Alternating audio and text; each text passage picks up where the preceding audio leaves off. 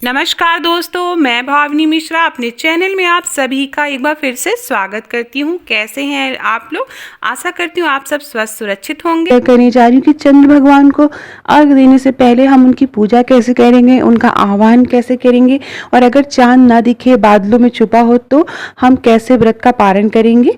तो ये सारी बातें इस वीडियो में मैं आपसे शेयर करूंगी।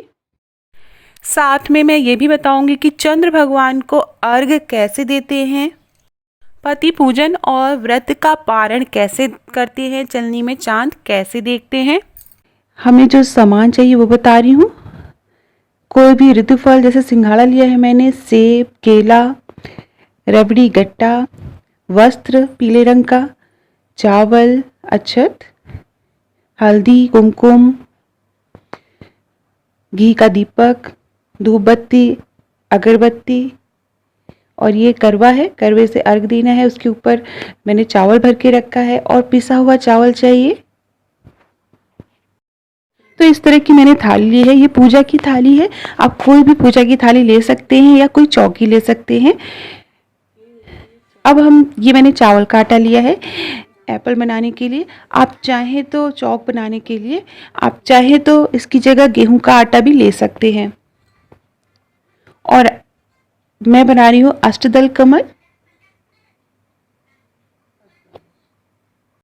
सकते हैं अष्टदल कमल बनाना बहुत ही आसान है, क्योंकि ये शुभ होता है इसलिए मैं बना रही हूँ इस तरह से। हमारी चौक बन गई है, एप्पल बन गया है। जैसा कि मैंने बताया कि चावल का आटा ना हो तो आप गेहूं के आटे से भी बना सकते हैं। अब इसके ऊपर हम रखेंगे थाली या चौकी, कोई लकड़ी की चौकी रख सकते हैं आप, या पूजा की थाली साफ सुथरी आप रखेंगे। तो जो चावल की रंगोली आती है आप उससे भी यहाँ पे अष्टदल कमल बना सकते हैं। अब इसके ऊपर हम रखेंगे थाली। साफ सुथरी थाली होनी चाहिए, पूजा की थाली जिसमें आपने कभी खाना वाना ना खाया हो, या आप कोई चौकी ले सकते हैं। सबसे पहले गंगा जल से आचमनी करेंगे, अपना भी जल ग्रहण करेंगे और हाथ धोएंगे।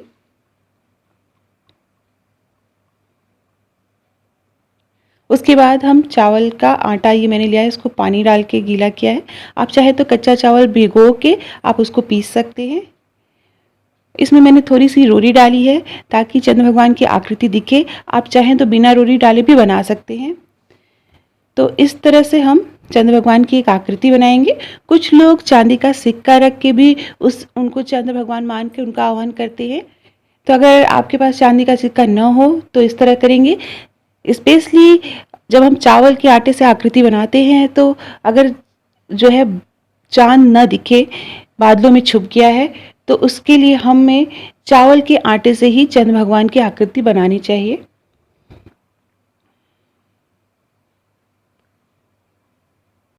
अब हम जैसे पूजा करते हैं वैसे ही पूजा करेंगे। कुमकुम लगाएंगे, चंद्र भगवान का आह्वान किया है हमने, कुमकुम लगाएंगे, अक्षत लगाएंगे, हल्दी लगाएंगे।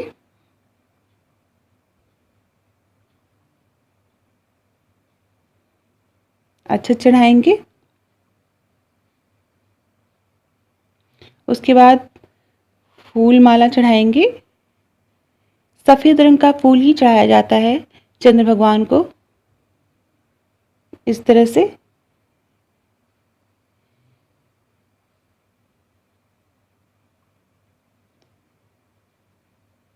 से आप फूल चढ़ाएंगे।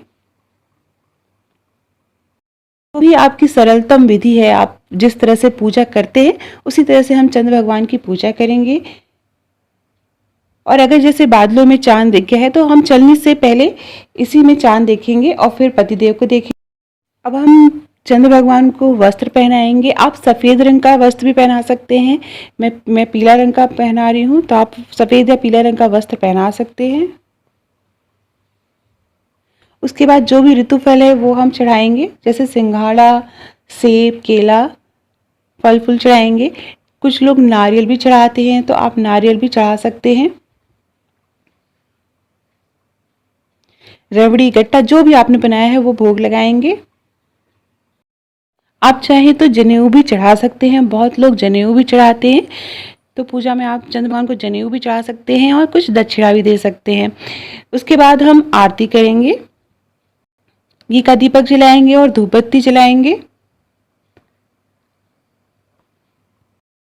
आरती करने के बाद हम चंद्र भगवान से क्षमा प्रार्थना करेंगे कि कोई भूल चूक हुई हो तो हमें माफ़ करें।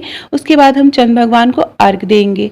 अर्घ्य देने के बाद हमें फिर चलनी में चांद देखना है और चांद के बाद देखते हुए हमें अपने पतिदेव को देखना है।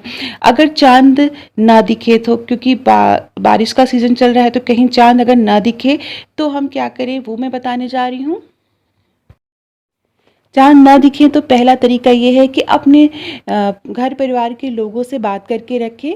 जहाँ पे भी चाँद मिले उसकी आप क्लिप मंगवा लें, वीडियो रिकॉर्डिंग मंगवा लें, तो आप उस तरह से भी चाँद को पूजा कर सकते हैं। दूसरा तरीका है कि अगर चाँद ना दिखे तो जो हमने इसकी पूजा की है, चावल के आटे से जो हमने चंद्र भगवान बनाए हैं, उन्हीं को चंद्र भगवान मानकर पहले चलनी में वहाँ देखें और फिर पतिदेव को देखें। ये तरीका है कि अगर चंद्र भगवान ना दिखें, बादलों में छुपे हुए हैं, तो हम अपने व्रत का पालन कैसे करेंगे। और बहुत ही सरल विधि है, आपकी अपनी इच्छा के अनुसार है। आप जो भी सरलतम विधि आप अपना सकते हैं, जैसे पूजा करें। बस मैं हमेशा अपनी वीडियो में बताती हूँ कि सच्चे मन से आप पूजा करें। चाहे कोई भी विधि अपनाएं, कुछ भी चढ़ाएं भगवान को, भगवान जरूर प्रसन्न होते हैं। भगवान को सच्चे मन से पूजा करें। उसके बाद हम चंद्र भगवान का दर्शन करेंगे।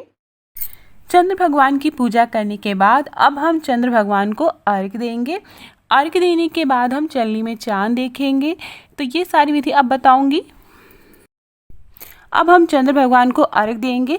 अर्घ्य देने के लिए आप देख सकते हैं करवे में मैंने सरई लगा रखी है, लेकिन एक बात मैं बता दूं, अगर सरई आपके पास नहीं मिलती है तो कोई बात नहीं, आप बिना सरई के पूजा करेंगे। बालों की लट को करवे के साथ जोड़ते हुए और एक सरई को हाथ में लेकर, आप देख सकते हैं वीडियो में जैसा दिख रहा है, उस तरह से पानी गिराते हुए हमें 4 बार इस तरह से चक्कर लगाना है और 4 बार अर्घ देना है। चौथे बार हम करवे में जितना भी जल है वो हम चंद्र भगवान को अर्घ दे देंगे। वो सारा जल हम चंद्र भगवान को चढ़ा देंगे। अर्घ देते समय जब हम 4 बार फेरा कर रहे होते हैं तो उस समय आप गा सकते हैं, 4 दिया 4 बाती, 4 घड़ी की यह राती, हे चंद्र देवता अर्घ देते हैं करवा चौथ की रात। अर्घ देने का मैंने एक गाना भी बनाया है, आप उसकी लिंक डिस्क्रिप्शन बॉक्स में या वीडियो के एंड में देख सकते हैं। उसके बाद हम चलनी से चांद देखेंगे। इस तरह से चलनी में दिया जलाना है। पहले चांद को देखेंगे, फिर पति को। उसके बाद हम अपने हस्बैंड की आरती करेंगे। आरती करने के लिए आप आरती की थाली भी साथ में रख सकते हैं। मैंने इसी चलनी से आरती कर दी है। उसके बाद टीका लगाए, उसके बाद तिलक लगाएंगे, टीका लगाएंगे, कुमकुम से अक्षत लगाएंगे और इस तरह से हम अपने पति की पूजा करेंगे। पैर छुएंगे, आशीर्वाद लेंगे। फिर उसके बाद उन्हीं के हाथों से हम जल पिएंगे और अपने व्रत का पारण करेंगे। बहुत सी जगह उसी करवा से जल पिलाया जाता है जिस करवा से हम अर्घ देते हैं।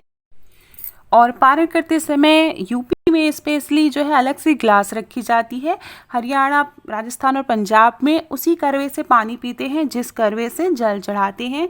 और मिट्टी का करवा होता है, इसीलिए हर साल बदलते हैं। तो हम अलग अलग जगहों पर अलग अलग प्रथाएं हैं, अलग अलग विधि विधान है। तो उसी तरह पूजा करनी चाहिए। अपने बड़े बुजुर्ग से ज़रूर पूछना चाहिए एक बार। और ये करवा की थाली है, करवा चौथ की। व्रत का पारण करने के बाद हम वापस जहाँ पर हमने पूजा करी थी, पूजा स्थल पर आएंगे। जहाँ पर हमने चौकी पे पूजा की है करवा चौथ माता की, वहाँ पर आएंगे। वहाँ पर हाथ जोड़ेंगे, माथा टेकेंगे और माँ से प्रार्थना करेंगे कि कोई भी भूल चूक हमसे हुई हो तो हमें माफ़ करें, क्षमा प्रार्थना करेंगे। फिर बड़ों का आशीर्वाद लेंगे। उसके बाद आप बाया की जो थाली है या सुहाग की थाली है वो अपनी सास को या किसी सुहागिन महिला को दे सकते हैं।